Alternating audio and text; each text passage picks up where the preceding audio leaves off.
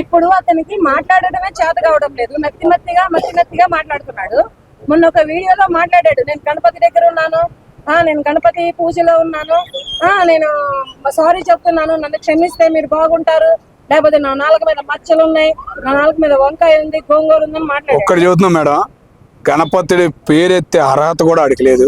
ఆ గణపతుడే ఆడికి బుద్ధి జ్ఞానం వచ్చేలాగా చేస్తాడు. ఏంటంటే ఆయన జోలికి వెళ్ళిన వాళ్ళు ఎవరు లేరు. ఆయన పేరు ఇట్లాంటి పరిస్థితుల్లో ఎత్తాడంటే ఆ దరిద్రుడు ఇంకా నాశనం అవుతాడు తప్ప ప్రయోజనం ఉండదు. అదే 6 కోట్లు ఉండే నన్నేం బిగుతాడు అనే వీడియో కూడా నేను విన్నాను. నీకు 6 కోట్లు కాదురా బాబు, ఇంకా 60 సున్నాలు పక్కన పెట్టుకున్నా కానీ నీకు పడే దెబ్బ ఉంటుంది చూసావా, మళ్ళీ కోలుకోలేని దెబ్బ నీకు పడిద్ది. ఇండియాకి అట్లాంటి దరిద్రుడు రావకూడదన్నా. అక్కడ ఉన్నారు చూసా, మా భారతీయులు ఉన్నారు కదా, ముఖ్యంగా మా ఎన్ఆర్ఐలు ఉన్నారు, ఓకేనా, దేవుళ్ళని దేవభక్తులను చూసేవాళ్ళు. ఈ దరిద్రుడు ఏడ కనపడి ఉండడు.